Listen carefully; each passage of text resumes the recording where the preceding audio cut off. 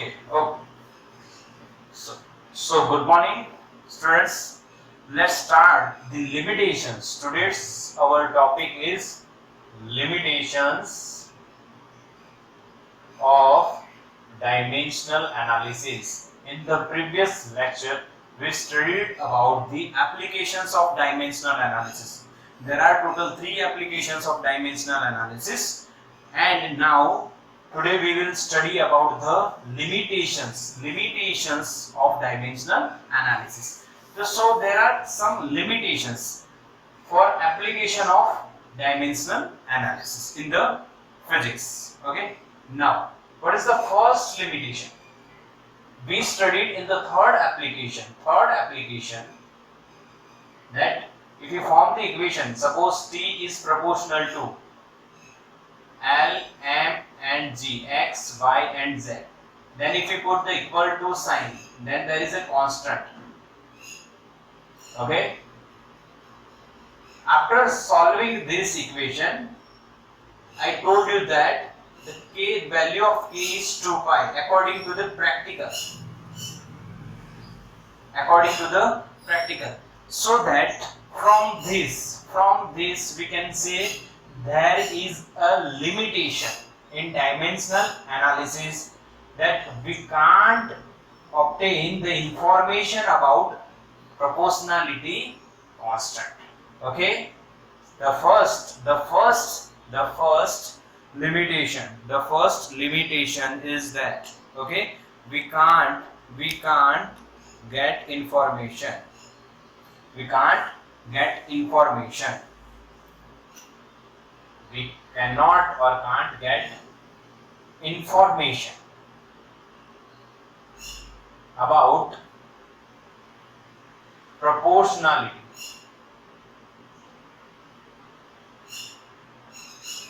constant from dimensional analysis. We can't get any information about this constant. Example is P is equals to K under root L by G. Okay, K is equal to 2 pi from practical, not from dimensional analysis, from practical. Okay, so this is the first limitation. We can't get any information about the proportionality constant. Okay.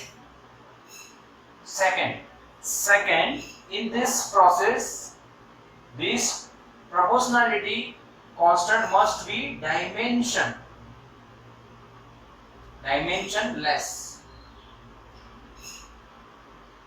Before putting this k, we suppose that the k is dimensionless. k जो है बच्चों dimensionless. If suppose the k proportionality constant is not dimensionless, then we can't apply dimensional analysis. If proportionality constant is not dimensionless,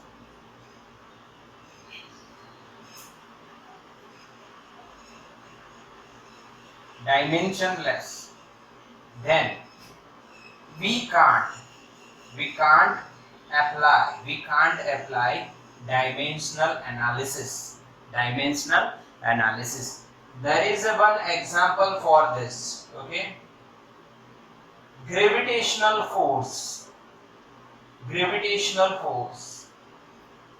You studied this force in the standard 9. F is equals to G m1 m2 over r square. Here G is equals to gravitational universal gravitational constant, and this G is not dimensionless. Dimensionless. What is the unit of G? This one is force, so that Newton, इसको ऊपर लेके आइए meter square, m1 m2 upon kg square. Newton into meter square upon kg square. You can solve this and you can obtain the dimensional equation for this this G. So that if the proportionality constant is not dimensionless, then we can't apply dimensional analysis, because in the third application we suppose that the constant of proportionality is dimensionless. Otherwise what happens? The principle of homogeneity, याद है आपको? Principle of homogeneity, इसका जो unit बनेगा वही इसका होगा. अगर इसका यूनिट होगा तो वो इसके यूनिट को चेंज कर देगा, और जो इक्वल्स टू की साइन है वो हम नहीं लिख पाएंगे. समझ में आया? This is the basic fundamental. So that the second limitation is the proportionality constant must be dimensionless. Okay, clear बच्चों? समझ में आया? These are the two limitations. Now, third one. These two limitations are based on the constant. These two limitations are based on the constant. Third limitation. What is the third limitation? What is third limitation? Okay, we can obtain relation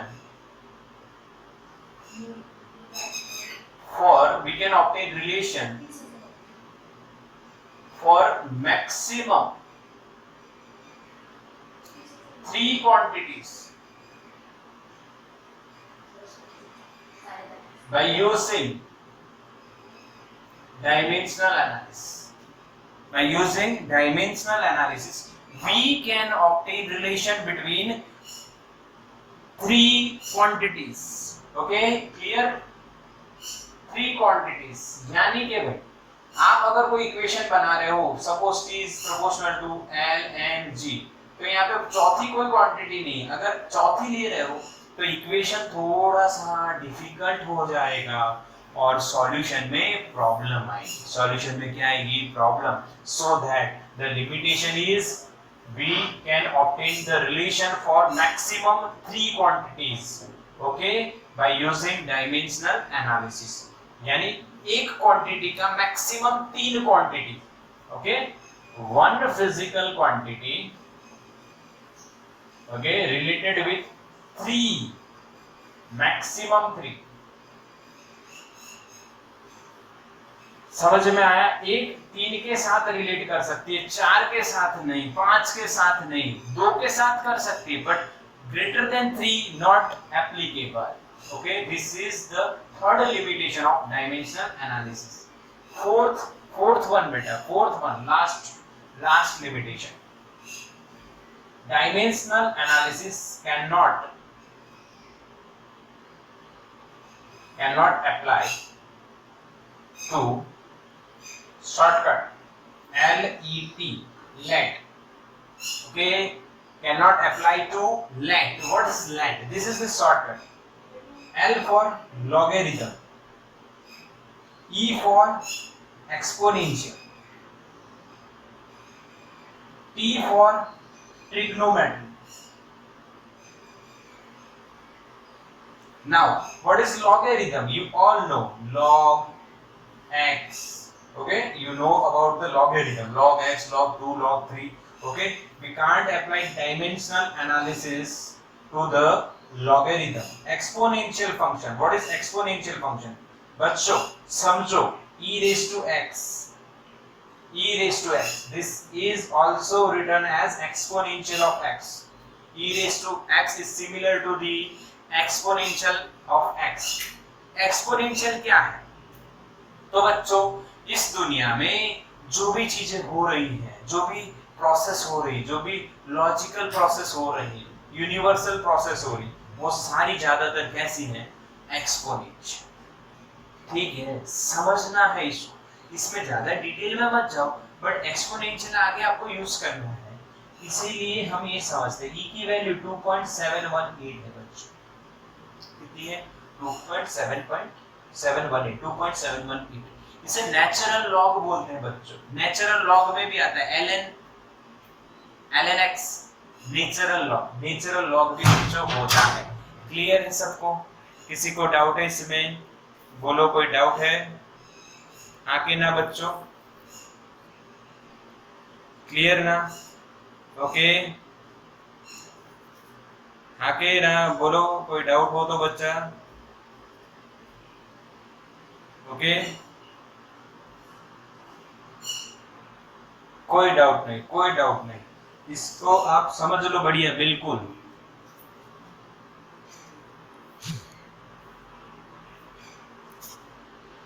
only 4 limitations. Okay, trigonometric बच्चों आपको आता है, trigonometric क्या होता है, sign, cos, ये सब जो फंक्शन होते हैं उनमें हम डायमेंशनल एनालिसिस अप्लाई नहीं कर सकते हैं बच्चों। We can't apply dimensional analysis to LET, this is the shortcut. अब बच्चों इसको याद रखने का तरीका देखिए, देखो पहली, हाँ पहली जो है वो किससे रिलेटेड है, पहली दो वो कांस्टेंट से रिलेटेड है। अगर कांस्टेंट के है जो डायमेंशन लेस है, उसकी इंफॉर्मेशन हमें डायमेंशनल एनालिसिस से नहीं मिलती। दूसरे में भी कांस्टेंट ये, अगर कांस्टेंट जो है वो डायमेंशन लेस नहीं है, then we can't apply this analysis.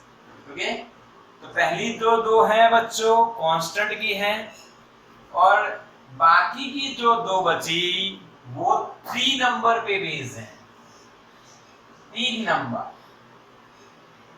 देखो किसी एक क्वांटिटी का किसी 3 क्वांटिटी के साथ रिलेशन आप ऑब्टेन कर सकते हो, जैसे इक्वेशन फॉर्म कर सकते हो, बट 4 के साथ नहीं कर सकते। अगर करोगे तो इक्वेशन बहुत वियर्ड बन जाएगा और सॉल्व नहीं होता है simply.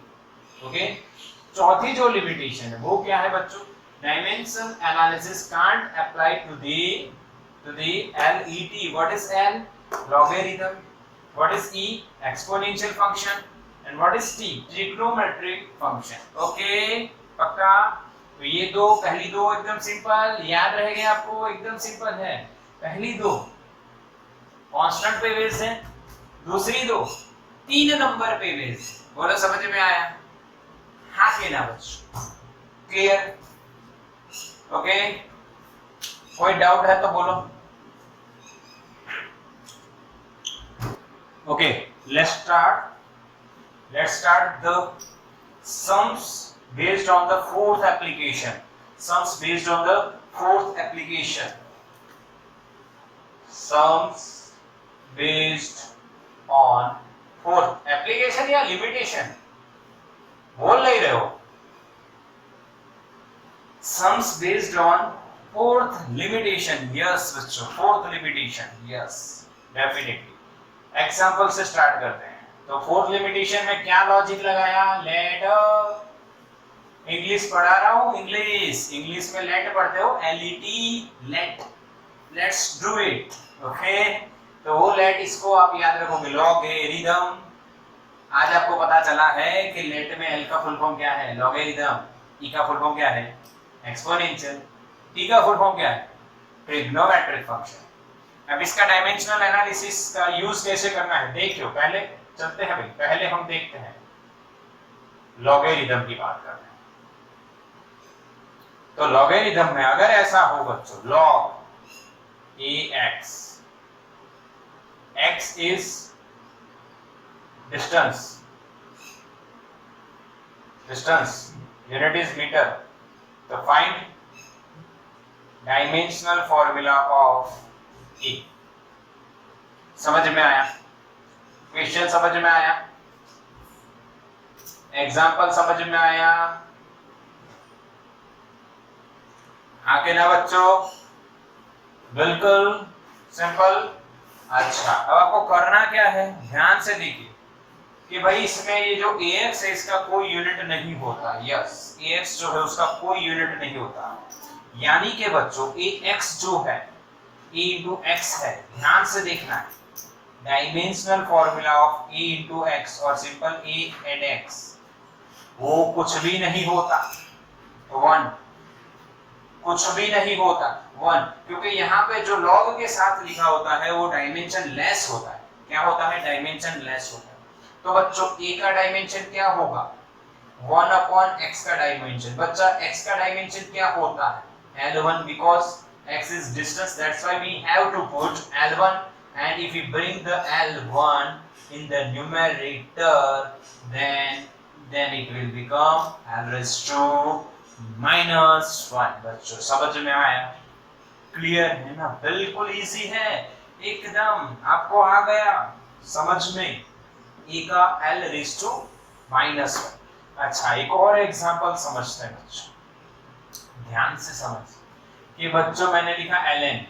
Now what is ln? This is natural log. ये ध्यान से समझो, ln यानी log base e। We have two types of log, log base 10, this is called base 10 log, and this one is known as natural log। Natural log क्यों बोला गया मैंने आपको बताया, जो e है एक्सपोनेंशियल फंक्शन है, वो नेचर में जो प्रोसेस होती है उनके लिए बनाया गया है। ओके, बेस 10 क्यों बनाया गया? क्योंकि हम मैट्रिक सिस्टम पढ़ते हैं भाई 0 से 9, that's why another log is base 10 log, this one is base e log, this is known as natural log। Okay, दोनों में डिफरेंस तो हमें नहीं देखना है, हमें बस वो अंदर का जो फंक्शन होगा उसकी बात करनी। मान लो हमने लिखा bt, then what is dimensional formula of b। अच्छा सॉल्यूशन क्या होगा बच्चों? प्रोसेस सी की the dimensional formula of b into t, this argument, ये जो वैल्यू होती है ये यूनिट लेस होती है, इक्वल टू कर दो 1। ओरली भी सॉल्व कर सकते हो, आके ना इतनी प्रोसेस करनी जरूरी है? नहीं जरूरी। देखो bt is dimensionless, t time है, t क्या है? टाइम है, तो टाइम का उल्टा इसका b का होगा, t रेज़ टू -1। समझे कि नहीं? बिल्कुल इजी बच्चों, आ रहा है आपको, कोई चिंता वाली बात ही नहीं, इसमें कुछ कंसेप्ट ही नहीं है ज्यादा से। ओके, पक्का पक्का समझ लो।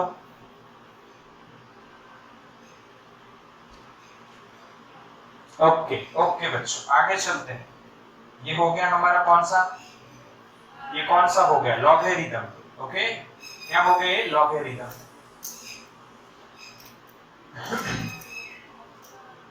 ओके चलो आगे बच्चों बात करते हैं।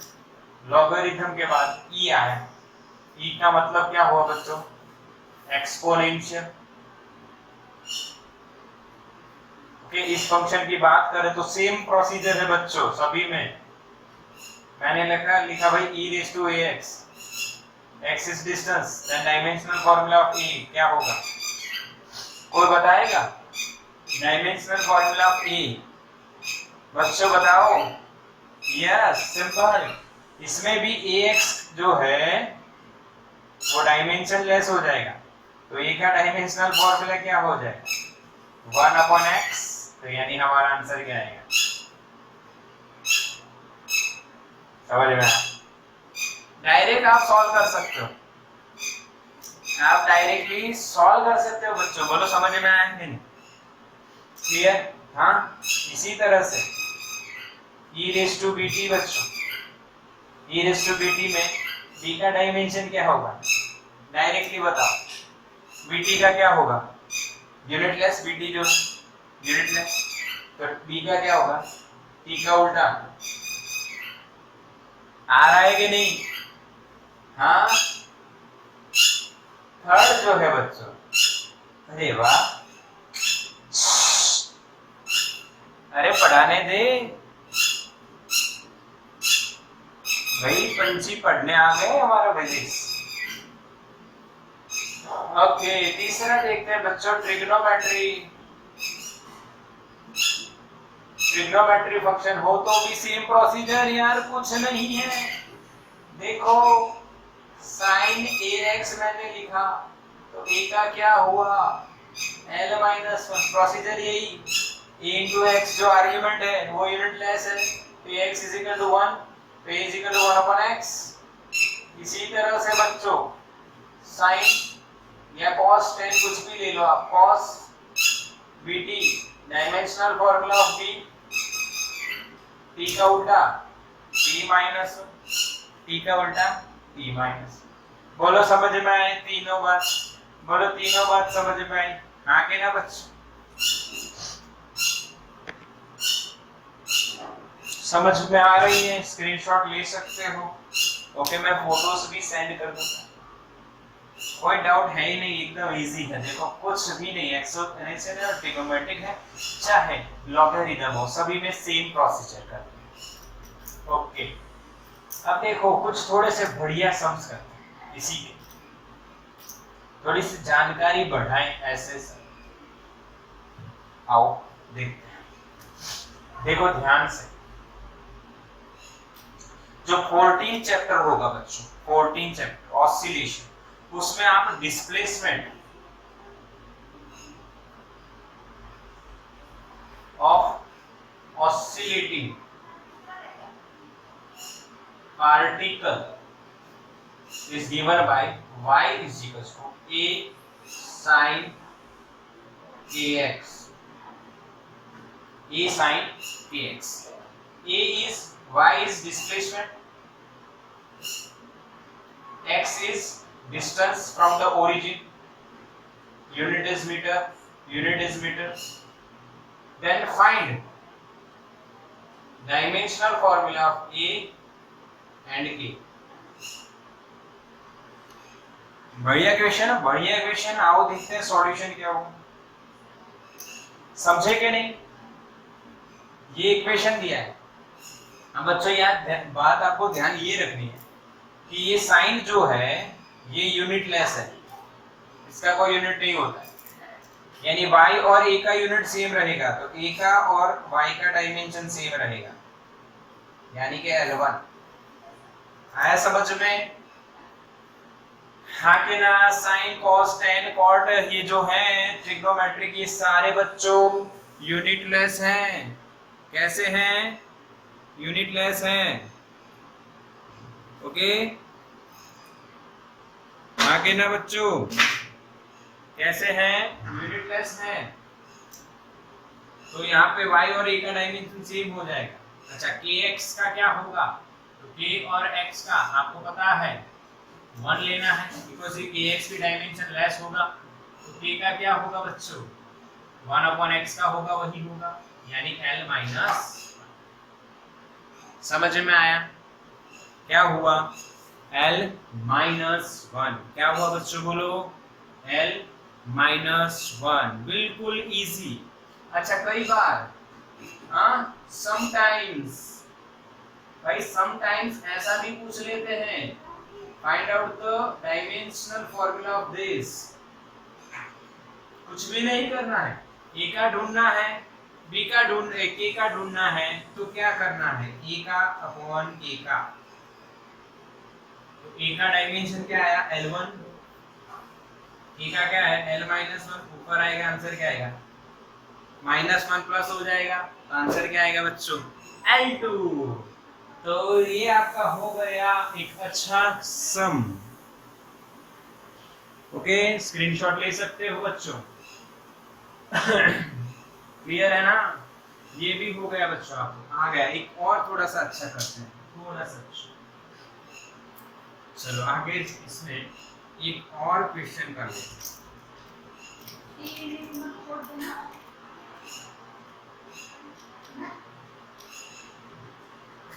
ओके बच्चों, अब ये displacement y is equals to a sin kx plus omega t, या pt देख लो, कुछ भी।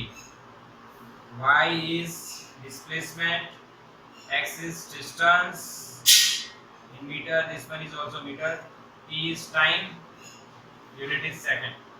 Then find dimensional formula of A and B। समझ में आया? समझ में आया कि नहीं? इक्वेशन को स्क्रीन पॉज करो, खुद से सॉल्व करो। चलो तो इसको अब हम सॉल्व करते हैं। देखो कैसे सॉल्व करेंगे इस क्वेश्चन को। एकदम सिंपल प्रोसेस है बच्चों। क्या आपको पता है कि इसका कोई यूनिट नहीं है? इसका कोई यूनिट नहीं है बच्चों, इसका कोई यूनिट नहीं है, यानी कि a का जो डायमेंशन होगा वही y का है, या y का होगा वही a का होगा। आंसर इज, क्योंकि साइन जो है वो डायमेंशन लेस होता है बच्चों। जो साइन है वो साइन कैसा है, डायमेंशन लेस। तो इसका यूनिट ही नहीं, तो इसका जो होगा वही इसका होगा, तभी तो बीच में इक्वल टू लिखा हुआ है। अच्छा समझ में आ रहा है ना। अच्छा अब देखिए k का निकालते हैं। k का kx का क्या होगा बच्चों, 1 होगा। देखो समझना, देखो इस पूरी आर्गुमेंट का कोई यूनिट नहीं रहेगा, इसका मतलब ये भी यूनिटलेस और ये भी यूनिटलेस होना चाहिए, समझना।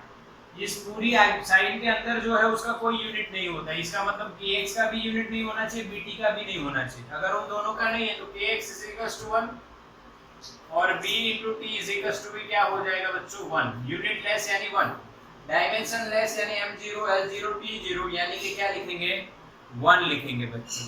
तो अब इसका कैसे बनेगा, तो k का x का उल्टा, x क्या है, डिस्टेंस, यानी उसका l-1 हो गया। b का टाइम नीचे जाएगा बच्चों, तो टाइम का उल्टा हो जाएगा, तो t-1